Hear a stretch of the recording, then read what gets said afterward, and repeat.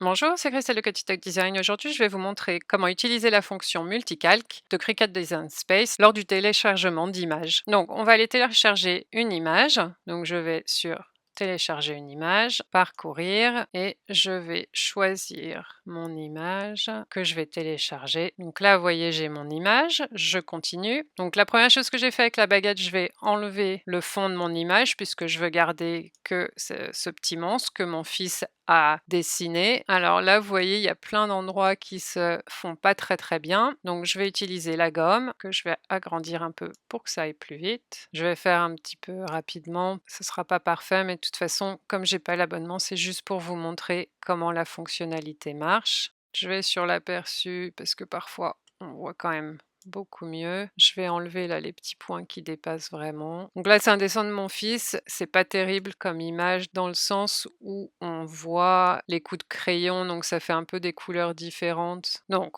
on va dire que ça va aller pour l'instant. Je vais aller sur appliquer et continuer. Et là, vous voyez, avant, vous avez juste découpe et impression et découpe. Maintenant, vous avez une autre option qui s'appelle Multicalque. Là, ça vous dit bien que c'est disponible pour l'instant que sur la version bêta. Donc, vous avez toujours le choix, si vous voulez faire de la découpe, de faire ceci, de l'impression puis découpe, de choisir design plat. Et d'ailleurs, ça vous explique en dessous. Si vous choisissez multicalque, donc vous pouvez convertir cette image en calques séparés jusqu'à 9 couleurs. Donc on va continuer. Si vous avez l'abonnement, vous aurez tout de suite votre image. Sinon, ça vous propose de commencer l'essai gratuit si vous ne l'avez pas déjà utilisé. Ou sinon, vous avez l'option de découvrir. Donc moi, je vais vous montrer en découvrant.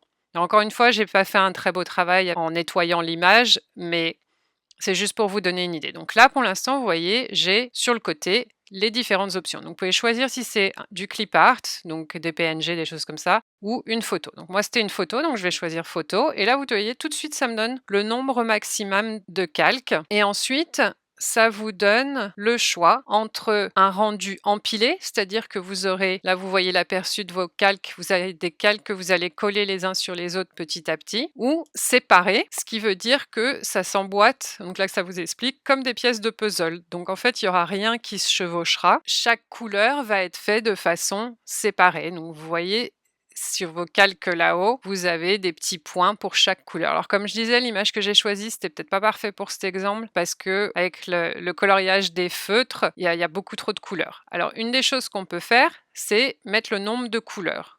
Donc moi, il avait 5 couleurs, il me semble. Donc là, ça ressemble un petit peu plus à ce que mon fils avait fait. Donc il y a du gris qui ne devrait pas être là, etc.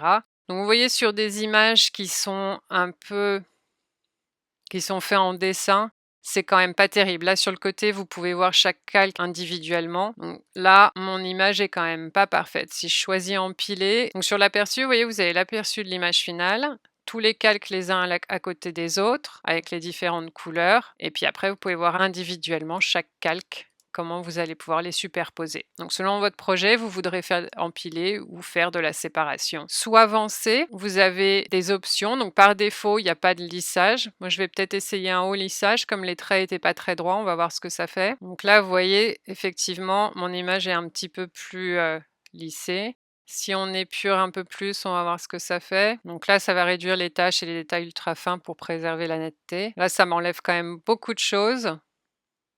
Et si je simplifie au maximum, on va voir ce que ça me fait. Là, ça ressemble plus du tout à rien. Donc après, c'est pas parfait, mais c'est vrai que ça peut aider. Donc je vais voir avec une image autre qui est peut-être un peu mieux. Je vais essayer avec ce cœur. Donc là, il y a quand même beaucoup de couleurs. Je sais pas si ça va marcher, on va voir. Donc là, c'était une PNG. Donc l'avantage de cette image et d'utiliser une PNG plutôt qu'un JPEG, c'est qu'il n'y a pas de fond. Donc j'ai pas de fond à éliminer. Donc j'applique et je continue. Je choisis mon multicalque et je vais continuer. Je vais essayer avec 9 calques pour voir ce que ça me rend comme rendu. Et là, vous voyez comme l'image était de bonne qualité. Par défaut, il n'y a eu aucun lissage, épurage ou simplification des calques. Donc là, j'ai mon image du coup qui se fait en plusieurs calques. Et vous voyez chaque calque qui a été fait, donc avec les différentes couleurs. Donc là, j'ai mon fond et puis à chaque calque, vous ajoutez une couleur qui va créer à la fin un rendu final. Après, moi, celle-ci, par exemple, je la trouve inutile. On va voir si on réduit d'une couleur, est-ce que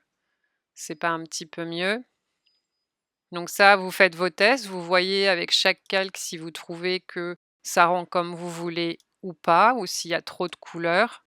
Là, pareil, celle-ci, pas forcément nécessaire. Je vais aller direct sur la dernière. Après, ce que vous pouvez faire aussi avec l'option contour, si vous avez des éléments qui sont trop petits, c'est les enlever et garder que ce qui vous va. Donc là, si je fais continuer, vous allez voir, comme j'ai pas l'abonnement, je peux pas l'utiliser. Donc encore une fois, c'est quelque chose qui est disponible que pour les personnes qui ont l'abonnement. Donc la découverte, ça s'arrête là. Ça vous donne une idée de ce que vous pouvez faire. Donc vous pouvez le faire avec des photos de personnes, avec des photos de fleurs, d'un animal domestique, etc.